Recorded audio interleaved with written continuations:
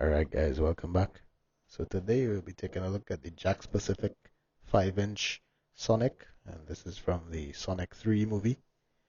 Um, Saw the movies thus far and enjoyed them. I do like Sonic the character, play all the games and stuff as well. So definitely wanted to get a nice representation of him. But I always found that the Jakks Pacific stuff I've seen always tend to be lacking in the articulation. They don't have any elbow joints and stuff, and I don't really like collecting statues and static figures. So definitely wanted to get something with more articulation. And when I saw this, I was like, all right, I think this is the one, and managed to pick this up on Amazon for retail price or close to. I think it was $15 I paid, and hoping to see Tails and Knuckles in that price range as well too, so I can pick those up. But nonetheless, looks really good. So let's crack this package open and see what we get inside there. So just taking a quick look at the packaging, you can see they have the nice artwork going on there with Shadow at the top, Tails, Knuckles, Sonic. Um, the package here is very nice because it allows light to enter from all angles. So if you were an box collector, you would definitely be satisfied by this package. Quick read of the bio there. You can read that.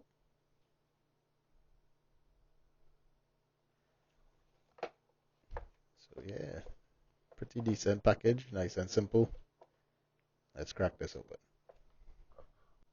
Alright, so let's take a closer look at Sonic. And he does look really cool. The fur that they sculpted in looks really nice.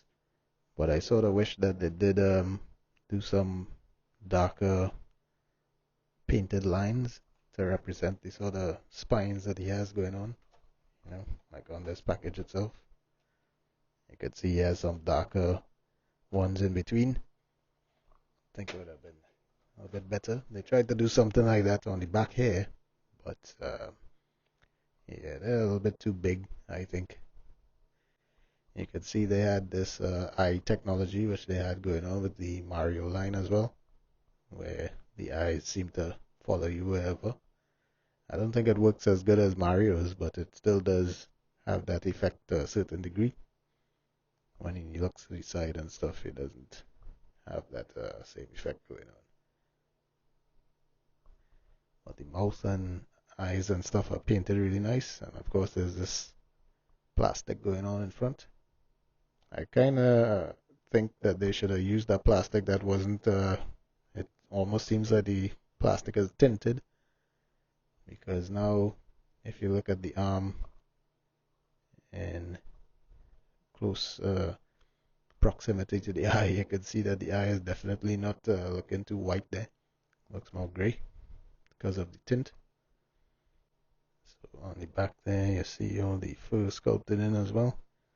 I must say, over time I have gotten accustomed to seeing him with these blue arms, so it doesn't really bother me. But at first it used to annoy the hell out of me that he didn't have the sort of flesh tone colored fur on the arms. But it does look pretty good. I think they did wonders when they redesigned this. If you'll remember that ugly Sonic. And they did actually add butterfly joints to this figure as well, which is really, really cool. Getting right down to the shoes, you can see the texturing going on there is pretty good. This shoe is painted alright, I think, except for the exception of this little yellow tag there. I think they just gave up halfway through. And this one, even a little bit worse, because the red seems to be bleeding across into the white, which is not ideal. The chest here, I think, looks really nice, but it could have used a little extra coat to sort of bring it in line with the how the face looks. So I might have to do that. Yeah, really nice Sonic, to be honest, and really happy I picked this up. I really hope I could get Tails at the very least, so I could have representation of Sonic and Tails there. Knuckles, I still would like to get it. However, the figure does look really restricted because of the head and stuff. But I don't know. We'll see how it goes. And I've never been too much of a Shadow fan, but I don't know. Maybe if I see it for a good price. So getting right into the articulation, he does have a ball joint at the head.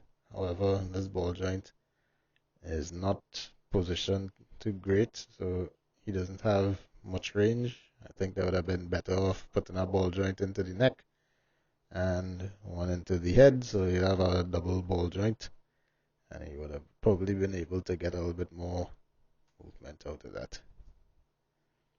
I don't know. Later on, I'll pop this off and see if I can Dremel out anything to give him a little bit more up, because you want those sort of up poses for definitely for running and stuff. It does swivel, and you do get some tilt. The arms on butterfly joints. This side is actually really loose for some reason, and this side is not so much so. But it does have a decent amount of range, I guess. Goes about that much back, that much, I mean this much back, this much forward. So once you move the joint to work with it, you know, you could get him punching decently across the chest there. Or back for running. So the arm goes up about this far, down about this far. There is a bicep swivel. There is a elbow joint there, which gets you better than 90. It's really good. The wrist does swivel, and there's a hinge. Kind of ratcheted hinge.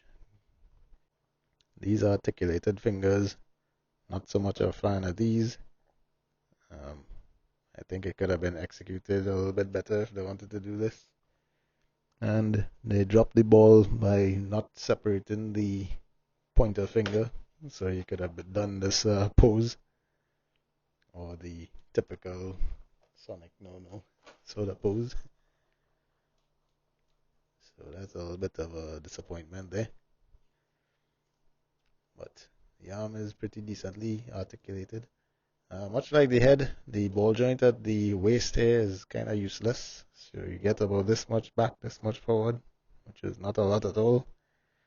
Not much roll either, so he doesn't tilt or anything. So this joint is going to function much like the head, which is going to be a swivel.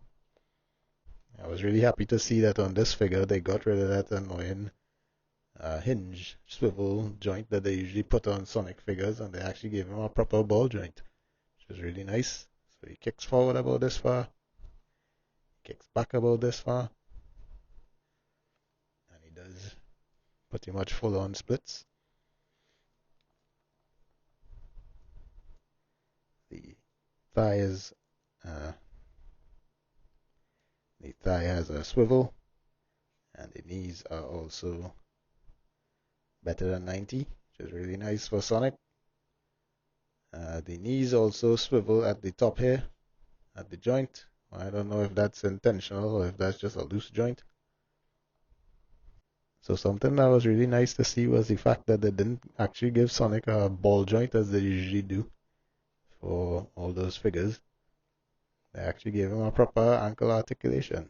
So he can kick forward about this far, kick back about this far, which is really cool because the back of the shoe goes under the sock to give you more range there.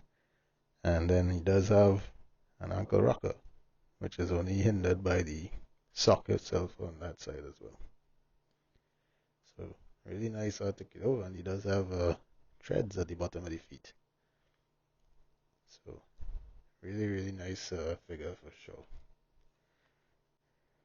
So yeah, really pleased with the articulation on this. I think the head could have been a little bit better, but maybe I'll try modifying it a little bit and see if I could do something about that. So for accessories, he doesn't come with anything. What you see is what you get, just the figure alone. But I did happen to find this copper ring, which looks like it might work as one of his rings. So yeah, if you have something similar, if you have other Sonic figures, maybe you have a ring proper ready that you could grab onto.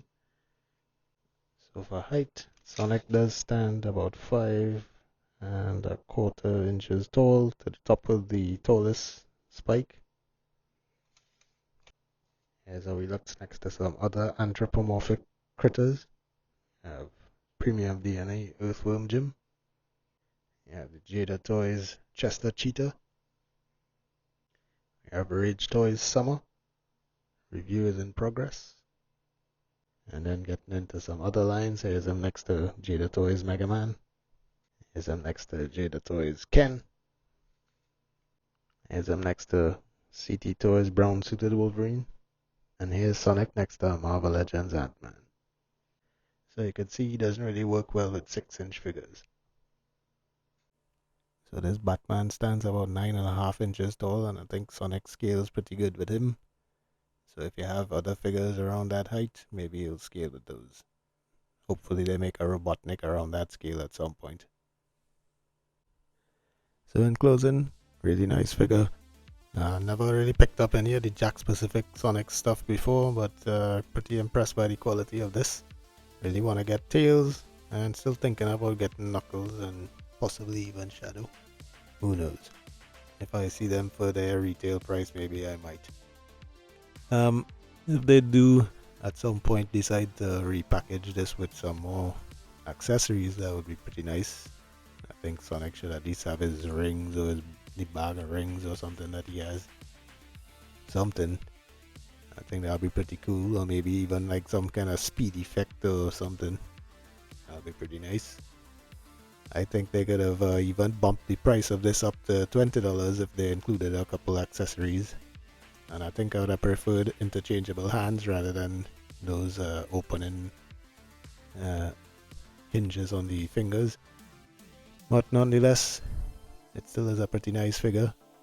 And the articulation, although the head is pretty lacking and the torso is lacking, everywhere else is pretty good. So if you want to get him in those running poses, you got no problem there.